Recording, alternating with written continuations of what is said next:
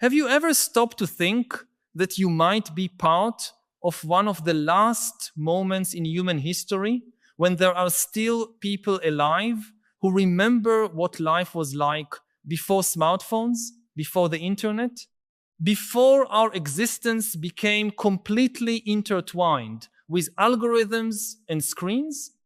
There's a strange melancholy in realizing that at this exact moment, as you hear these words, you're witnessing the silent end of something that humanity has carried for thousands of years, the living memory of a purely analog existence, where boredom was possible, where silence didn't need to be filled, where anxiety had defined temporal limits because there was no possibility of being always connected, always available, always being bombarded by information.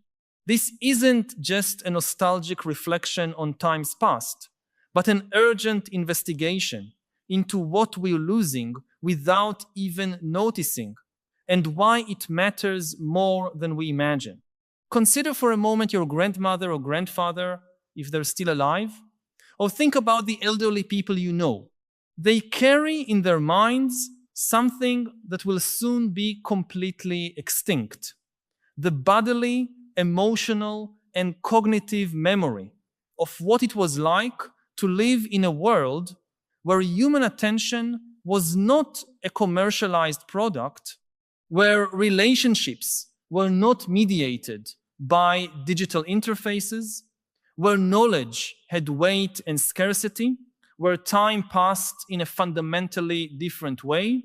When they were young, a letter took days or weeks to reach its recipient, and this delay wasn't seen as a technical problem to be solved, but simply as the temporal nature of human communication. When they wanted to know something, they had to go to a library, search through books, ask people, and often the answer simply wasn't available, and this was accepted as a normal part of the human condition.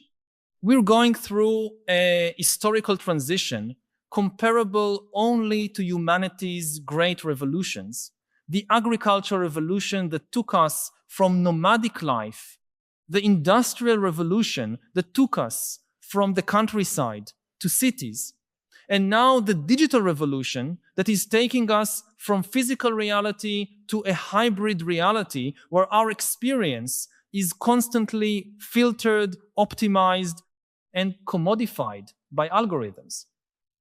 But unlike previous transitions, which took centuries or at least decades to complete, this one is happening at the speed of 1 or 2 generations.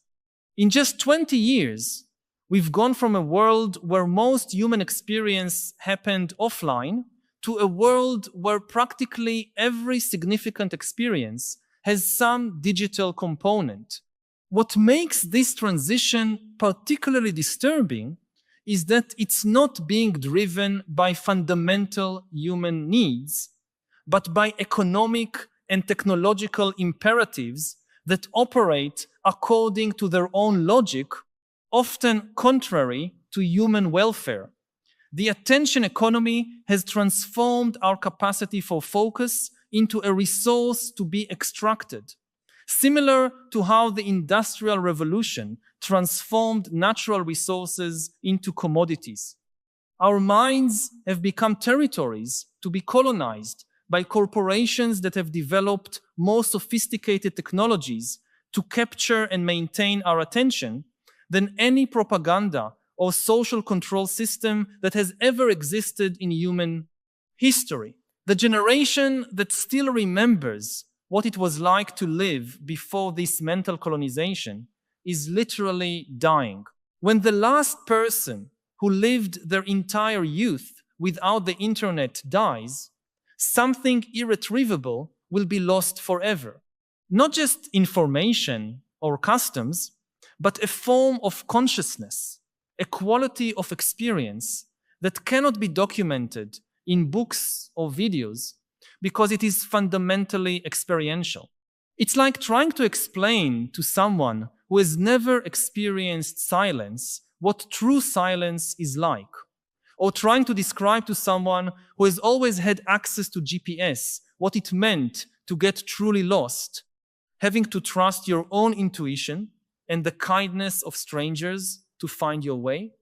Think about the last time you were truly bored.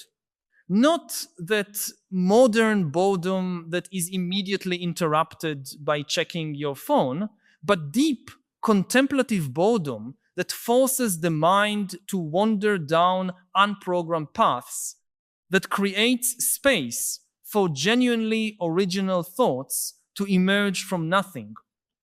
The previous generation knew this kind of boredom as a regular, almost daily experience.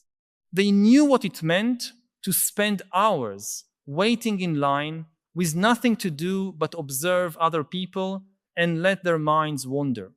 They knew what it was to have a conversation that started without a specific purpose and extended for hours, without interruptions, without the anxiety of missing something important happening online. This loss is not merely sentimental.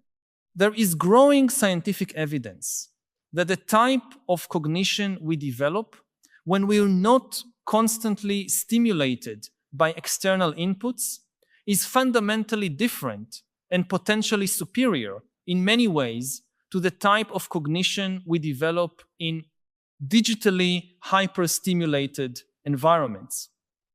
The capacity for sustained attention, the ability to enter deep flow states, the capacity to tolerate ambiguity and uncertainty without immediately seeking external answers, the ability to form lasting and meaningful memories, all these cognitive capacities seem to be atrophying in populations that grew up entirely in digital environments. But what's even more concerning is that we're losing not just individual cognitive capacities, but also forms of sociability and intimacy that took thousands of years to develop. The previous generation knew how to be present with another person in a way that has become almost impossible for us. They knew how to have conversations that weren't performed for imaginary audiences, how to develop relationships that didn't leave digital traces, how to keep aspects of their lives genuinely private, not because they were hiding something, but because privacy was seen as a necessary condition for developing a rich and authentic inner life. When this generation completely disappears, we will live in a world where no one alive will be able to remember what human experience was like before it was optimized, quantified, and monetized. It will be like living in a city where all the old buildings have been demolished and replaced by modern constructions. We lose the ability to imagine what the previous architecture was like because there's no longer a physical reference to it, except that, in this case, it's not buildings being demolished, but forms of consciousness, patterns of attention, qualities of experience that once defined what it meant to be human. We can already see the first symptoms of this loss in younger generations who demonstrate levels of anxiety, depression, and difficulty concentrating unprecedented in human history. But instead of questioning whether there's a connection between these symptoms and the digital environment in which these generations grew up, the predominant response has been to develop more technology to solve the problems created by technology. Meditation apps to combat anxiety caused by other apps. Digital productivity tools to help with lack of focus caused by other digital tools. Online mental health platforms to treat depression caused, in part, by social isolation, facilitated by other online platforms. This is a particularly modern form of insanity, using the same tools that created a problem to try to solve the problem, instead of questioning whether the tools themselves might be the problem. It's like trying to cure food poisoning by eating more of the same food that caused the poisoning, but in smaller portions and at more regulated times. The logic seems sensible on the surface, but completely ignores the possibility that the real solution is to stop consuming the toxic substance. The tragedy is that many of the people making decisions about how technology should be developed and implemented have no personal memory of what life was like before these technologies. They genuinely cannot imagine that there are ways to organize society and human experience that don't depend on constant digital optimization. For them, the idea of living without smartphones or internet is not an option to be considered, but a primitive impossibility, like suggesting we return to living in caves. But the generation that still remembers offers a crucial perspective. They know it's possible to be happy, productive, and connected with other human beings without depending on technologies that monetize our attention. They lived that reality. They know that deep and lasting relationships can be formed without dating apps. They know it's possible to learn new and interesting things without algorithms personalizing our educational experience. They know it's possible to be entertained without streaming platforms fed by behavioral data. They know it's possible to work efficiently without tools that monitor every click and every eye movement. This is not an argument for returning to an idealized past, but a call for us to recognize what we're losing before it's too late.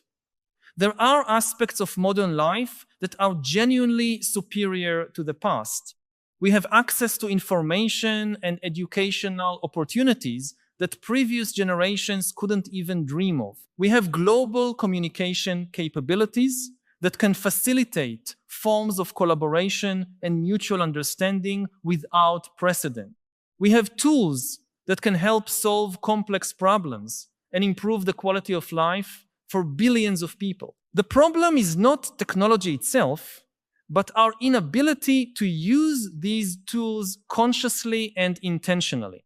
Instead of allowing technology to shape our lives according to its own logic, we need to develop the wisdom to decide when and how to use these tools in ways that genuinely serve our deepest interests and values. And this wisdom can only come from a clear understanding of what life was like before these technologies, what options exist beyond them, and what types of human experience we're willing to sacrifice in the name of efficiency and connectivity. The urgency of this issue cannot be underestimated. Each year that passes, we lose more people who carried this alternative memory of human experience. With each generation born entirely immersed in digital environments, it becomes harder to imagine that there are other ways to organize consciousness and society. Soon, we will reach a point where humanity will have completely forgotten what it was like to live in a purely analog way, and at that moment, certain options will become literally unthinkable. It's fascinating and terrifying to realize that we're living through a transformation so fundamental to the human condition that future generations might look back and see our era as the moment when humanity split into two species, analog Homo sapiens and digital Homo sapiens. And the transition between these two species is happening not through slow biological evolution, but through behavioral and cognitive changes that can be implemented in a matter of years or even months. I want to pause for a moment to ask you directly, when was the last time you spent an entire day without checking any digital device? When was the last time you had a deep conversation with someone without either of you consulting a phone during the conversation? When was the last time you allowed yourself to get truly lost without GPS and had to figure out the way using only your own navigation skills and the help of other people? If these experiences seem strange or unnecessarily difficult, perhaps that's a sign of how deeply we've already been transformed by technologies we didn't always consciously choose to adopt. And if you recognize this sense of loss, if you feel that something important has been sacrificed in the name of convenience and connectivity, share in the comments, I feel we lost some essence of human life when we stopped. Your reflection can help other people name something that many of us feel but rarely discuss openly. The implications of this transition go far beyond individual personal experiences. We're witnessing the end of forms of knowledge that cannot be digitized because they depend on bodily experience, intuition developed over decades, and types of wisdom that can only be transmitted through prolonged coexistence between generations. The farmer who knows when to plant by observing subtle signs in animal behavior and almost imperceptible changes in the quality of light, the craftsman who has developed tactile sensitivity sufficient to feel differences in material texture that no digital sensor can detect, the grandmother who knows if a child is really sick or just wanting attention based on decades of experience observing human behavior, this kind of embodied knowledge is being rapidly replaced by algorithms and sensors that may be more precise in many cases, but that operate according to a completely different logic. An algorithm can be programmed to recognize patterns, but cannot develop intuition.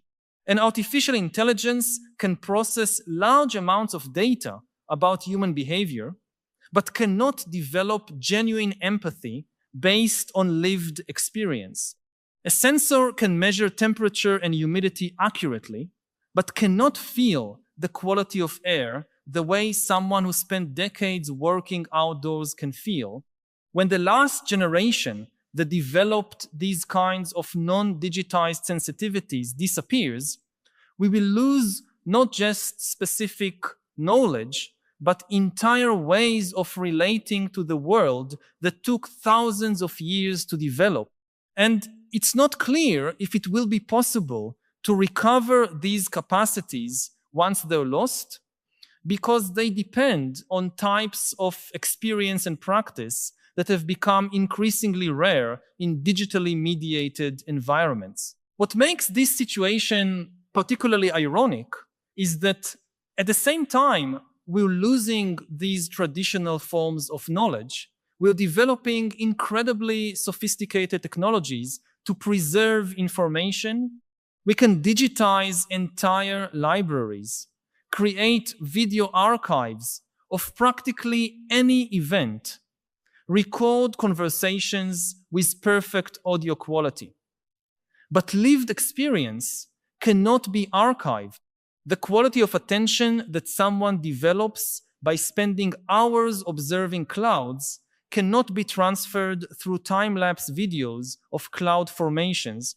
The patience that someone develops waiting for a plant to grow cannot be simulated through digital gardening games. This is one of the great illusions of our era. The belief that we can preserve everything that matters through digital documentation. But there are aspects of human experience that simply cannot be translated into digital formats because they fundamentally depend on temporalities, rhythms, and qualities of attention that are incompatible with digital logic. And when we lose access to these experiences, we also lose parts of ourselves that we didn't know were important until they no longer exist. Imagine trying to explain to someone who has never experienced true rural silence what it means to be in a place where the only sounds are natural: wind in trees, flowing water, occasionally a bird or wild animal. Not just the absence of urban noise, but the presence of a specific quality of silence that has density, texture, that produces a specific type of mental calm that cannot be replicated through white noise apps or digitally reproduced nature sounds. This kind of silence is becoming increasingly rare, not just because there are fewer and fewer genuinely quiet places, but because we've developed an anxiety about silence that makes us automatically feel any pause with digital stimulation. The generation that remembers what it was like to live with this kind of regular silence carries something that cannot be taught, only lived. And when they die, they will take with them not just memories, but a way of being in the world that may not be recoverable through artificial recreation. It's possible that future generations will develop healthy relationships with silence and boredom, but they will probably be different forms of relationship adapted to a world that has been permanently transformed by the presence of digital technology. The same goes for many other aspects of human experience that we're losing without fully recognizing their importance.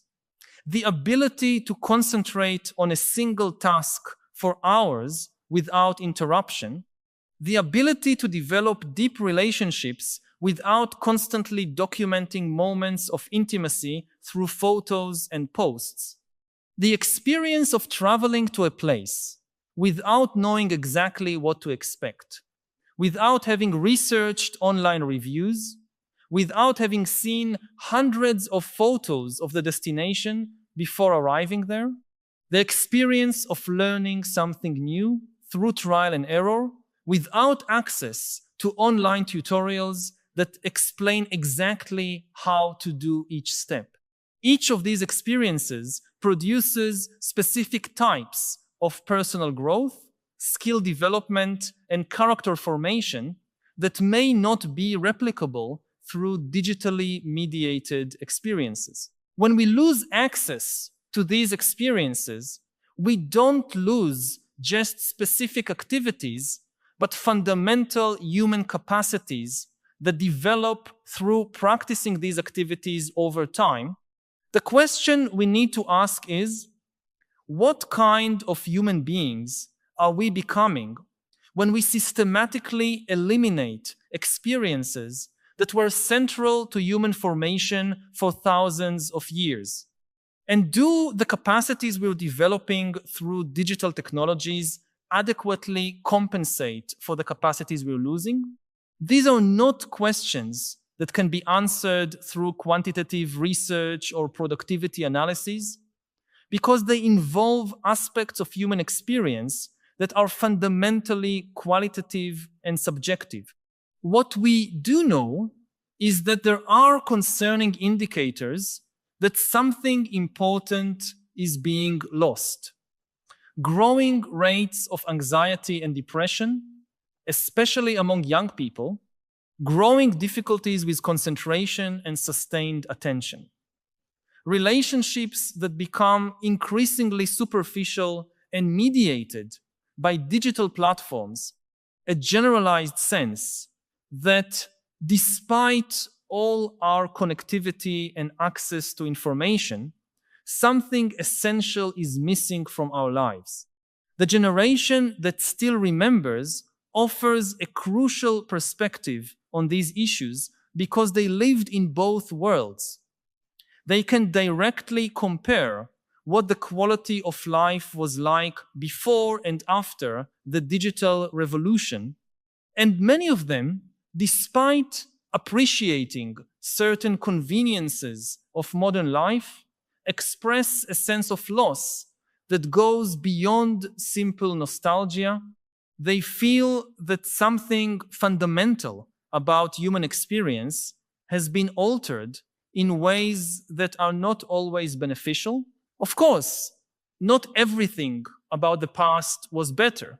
Life before digital technology also included isolation, unproductive boredom, communication difficulties that caused real suffering, limited access to information that could help solve important problems. The question is not to idealize the past, but to recognize that in our rush to embrace the advantages of digital technology, we may have sacrificed valuable aspects of human experience without adequate consideration of whether these sacrifices were necessary or desirable. It's possible to imagine ways of using digital technology that preserve and even amplify the most valuable aspects of analog human experience. We can develop technologies that facilitate silence and contemplation instead of constantly interrupting them. We can create digital tools that strengthen face-to-face relationships instead of replacing them. We can design online environments that encourage deep thinking and careful reflection instead of impulsive reactions and superficial content consumption. But to develop these alternatives, we first need a clear understanding of what we're trying to preserve or recover. And this understanding can only come from people who actually lived alternative forms of human experience. That's why the imminent loss of the generation that remembers what life was like before the digital revolution represents not just the end of an era, but the closing of a window of opportunity to learn from ways of life that may contain essential wisdom for navigating our future. The urgency here is not just sentimental, but practical. If we want to have real choices about how technology shapes our lives, we need access to alternative models of how to live, and these models are disappearing as the last people who lived them leave this world. In a few decades, it may be too late to recover certain forms of knowledge and experience that took millennia to develop. This realization should motivate us not to reject technology, but to become much more conscious and intentional about how we use it.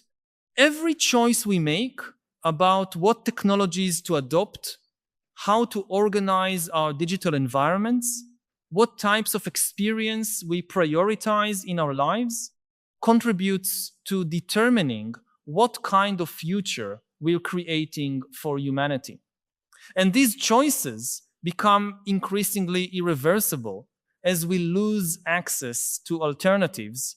If these reflections have touched on something you've been feeling, but perhaps haven't found words to express, know that you're not alone.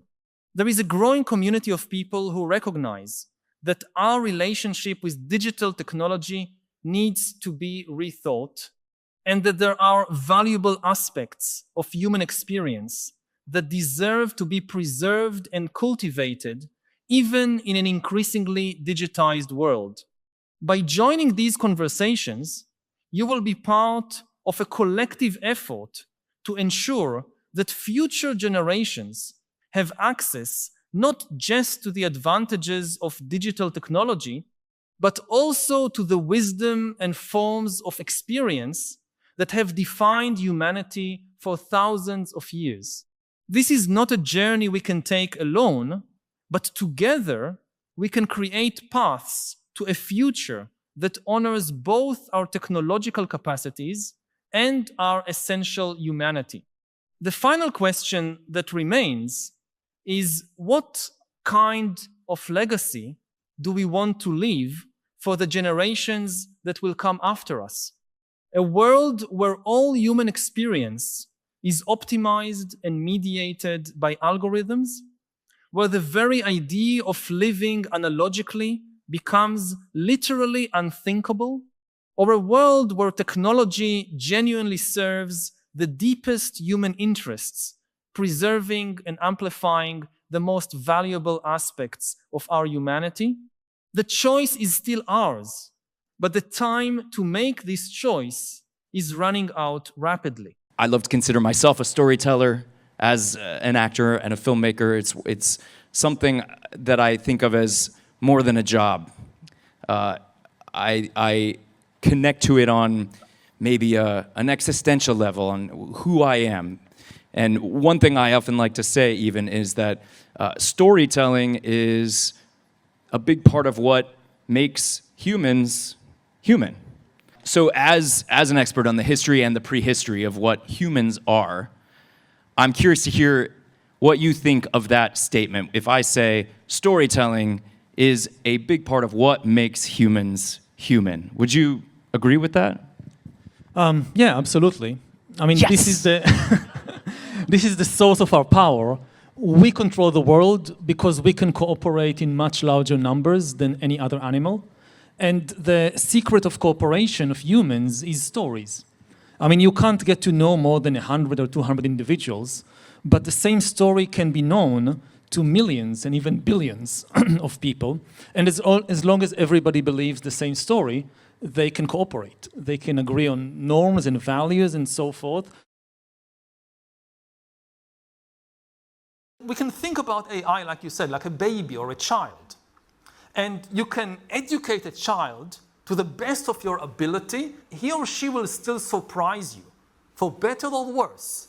No matter how much you invest in their education, they are independent agents. They might eventually do something which will surprise you and even horrify you. Everybody who has any knowledge of education knows that in the education of children, it matters far less what you tell them, it matters far more what you do. If you tell your kids, don't lie, and your kids watch you lying to other people, they will copy your behavior, not your instructions. If we have now these big projects to educate the AIs, but the AIs are given access to the world, and they watch how humans behave, and they see some of the most powerful humans on the planet, including their parents, lying, the AI will copy the behavior. People who think that I can run, say, this huge AI corporation, and while I'm lying, I will teach my AIs not to lie, it will not work. It will copy your behavior. When the Industrial Revolution erupted, a lot of people said that the only way to build an industrial society is to build an empire. Why? Because you need to control the sources of raw materials and the markets of the industry. So any country that industrialized, first Britain, but also then France and Belgium and Germany and Japan, they all built empires because people thought this is the only way to build an industrial society, with terrible consequences for hundreds of millions of people, not just in India, but in many other parts of the world. Another experiment was totalitarian regimes, that people thought the only way to build an industrial society is to build a totalitarian regime like Nazi Germany or like the Soviet Union, because they thought the only way to control the immense power of industry is if the government controls everything, the economy, society, culture, totalitarianism. Now we know that these were mistakes, that there are better ways to build industrial societies.